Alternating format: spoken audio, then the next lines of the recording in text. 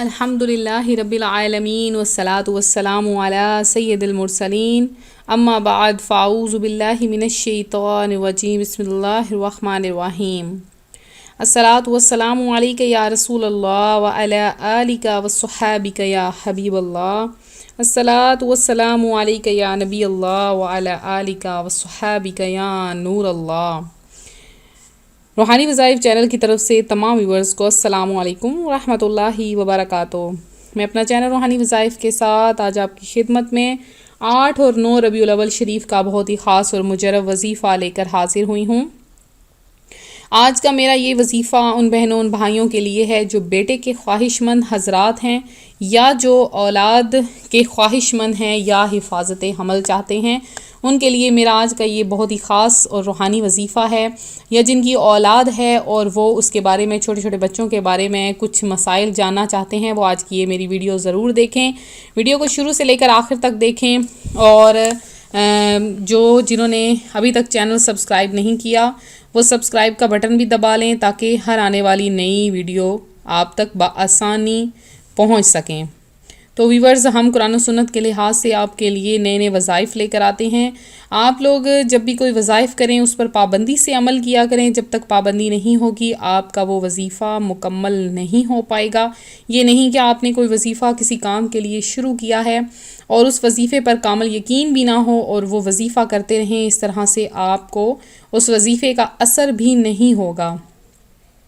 تو کثرت سے درود پاک پڑھنے کی بھی بہت زیادہ فضیلتیں ہیں، جیسے آقا کریم علیہ الصلاۃ والسلام کا یہ مبارک مہینہ ہے۔ حضور نبی کریم شفیع امم صلی اللہ علیہ وآلہ وسلم نے ارشاد فرمایا، جس نے مجھ پر ایک بار درود پاک پڑھا اللہ کریم اس پر 10 رحمتیں نازل فرماتا ہے، اور جو مجھ پر 10 مرتبہ درود پاک پڑھے اللہ کریم اس پر 100 رحمتیں نازل فرماتا ہے، اور جو مجھ پر 100 مرتبہ درود پاک پڑھے اللہ کریم اس کی دونوں آنکھوں کے درمیان لکھ دیتا ہے کہ یہ نفاق اور دوزخ کی آگ سے آزاد ہے، اور اسے قیامت کے دن شہیدوں کے ساتھ اٹھایا جائے گا۔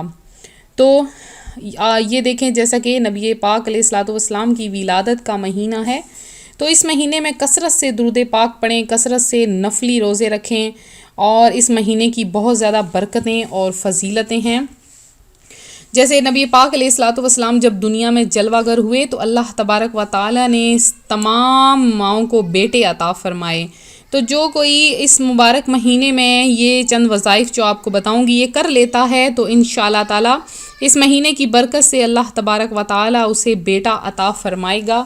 تو میں چند احتیاطیں بھی بتا دیتی ہوں کہ جو دودھ پیتے بچے ہوتے ہیں ان کے لیے ان کی چند احتیاطیں ہیں کہ بچہ یا بچی کے پیدا ہونے کے فوراً بعد یا برو 7 بار اول آخر ایک بار درود پاک پڑھ کر اگر بچے کو دم کر دیا جائے تو انشاءاللہ بالغ ہونے تک آفتوں سے حفاظت میں رہتا ہے۔ اور پیدائش کے بعد اکثر عورتیں بچوں کو نہیں نہلاتی ہیں، اس سے بہت زیادہ بیماریاں پیدا ہو جاتی ہیں، تو پیدائش کے بعد بچے کو پہلے نمک ملے ہوئے نیم گرم پانی سے نہلائیے، پھر سادہ پانی سے غسل دیجئے، تو انشاءاللہ عز و جل بچہ پھوڑے پھنسی کی بیماریوں سے محفوظ رہے گا۔ بچوں کو دودھ پلانے سے پہلے روزانہ 2-3 مرتبہ 1 انگلی شہد چٹا دینا کافی فائدہ مند ہے، خواہ جھولے میں جھلائیں یا بچھونے پر سلائیں یا گود میں کھلائیں، ہر حال میں بچوں کا سر اونچا رکھیے، سر نیچا اور پاؤں اونچے نہ ہونے دیجئے کہ نقصان دہ ہے۔ ولادت کے بعد بہت تیز روشنی والی جگہ میں رکھنے سے بچے کی نگاہ کمزور ہو جاتی ہے، اور اس کے علاوہ روزانہ 1-2 مرتبہ مسوڑوں پر شہد ملا کریں، اور بچے کے سر اور گردن پر تیل کی مالش کرنا بہت زیادہ مفید ہے۔ جب دودھ چھڑانے کا وقت آئے اور بچہ کھانے لگے تو خبردار اس کو کوئی سخت چیز نہ چبانے دیجیے کہ بہت ہی نرم اور جلد ہضم ہونے والی غذائیں کھلاتے رہیں، اور بچوں کو بار بار غذا نہیں دینی چاہیے، جب تک ایک غذا ہضم نہ ہو جائے دوسری غذا ہرگز مت دیجیے۔ تو میں آپ کے لیے حفاظت حمل کے بھی 2 روحانی عمل لائی ہوں، جو میری بہنیں حاملہ ہیں وہ یہ عمل کر لیں تو ان کو انشاءاللہ تعالیٰ ان کے حمل کی حفاظت رہے گی کہ لا الہ الا اللہ، لا الہ الا اللہ 11 بار کسی رکابی یا کاغذ پر لکھ کر دھو کر عورت کو پلا دیجئے، انشاءاللہ عز و جل حمل کی حفاظت ہوگی۔ جس عورت کا دودھ بہت زیادہ کم آتا ہے انشاءاللہ اس کے لیے بھی بہت زیادہ فائدہ مند ہے، چاہیں تو ایک ہی دن پلائیں یا کئی روز تک روزانہ ہی لکھ کر پلائیں، اس طرح سے اختیار ہے۔ اس کے علاوہ یا حیو یا قیوم 111 بار کسی کاغذ پر لکھ کر حاملہ کے پیٹ پر باندھ دیجیے اور ولادت کے وقت تک باندھے رہیے. ضرورتاً کچھ دیر کے لیے کھولنے میں حرج نہیں، انشاءاللہ حمل بھی محفوظ رہے گا اور بچہ بھی صحت مند پیدا ہوگا. اب آپ کو کسی بھی کے پاس جا کر حمل کی حفاظت کے لیے تعویذ لینے کی ضرورت نہیں. آپ خود ہی باوضو ہو کر یا حیو یا قیوم 111 بار کسی کاغذ پر لکھ کر عورت کے پیٹ پر باندھ دیجئے.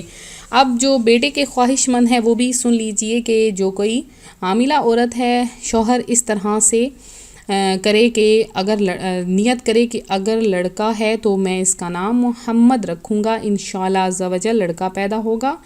اور اس کے علاوہ لڑکا نہ ہوتا ہو یا بے اولاد ہو یا بچہ ہوتے ہی فوت ہو جاتا ہو یا عورت کو کوئی بھی مسئلہ ہو تو آپ کیا کریں،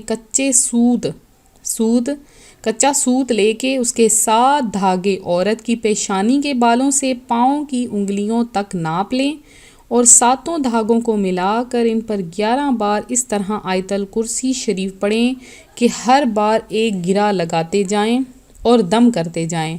اب اس گنڈے کو حسب ضرورت کپڑے کی بڑی پٹی پر لمبائی میں رکھ کر سی لیں تاکہ بڑا پیٹ ہو جانے کی صورت میں بھی کام چل سکے. پھر بھی اگر تنگ پڑ جائے تو کپڑے کی پٹی میں جوڑ لگا سکیں. عورت کی کمر پر باندھیں جب تک بچہ پیدا نہ ہو جائے. ہرگز نہ کھولیں یہاں تک کہ غسل کے وقت بھی جدا نہ کریں. جب حمل کے آثار ظاہر ہو تو گھر کی پکائی ہوئی سفید میٹھی چیز مثلا میٹھے سفید چاول پر سرکار بغداد حضور غوث پاک رضی اللہ تعالیٰ عنہ اور سیدنا حضرت امام احمد رضا خان بریلوی رحمۃ اللہ علیہ کی فاتحہ دلوائیں اور عورت 2 رکعت نفل ادا کرے. پھر کھڑے ہو کر بغداد شریف کی طرف رخ کر کے اس طرح عرض کرے، یا غوث اعظم رحمۃ اللہ علیہ، اگر میرے ہاں لڑکا پیدا ہوا تو آپ کی غلامی میں دے دوں گی اور اس کا نام غلام محی الدین رکھوں گی. تو امید ہے انشاءاللہ عز و جل لڑکا ہی پیدا ہوگا.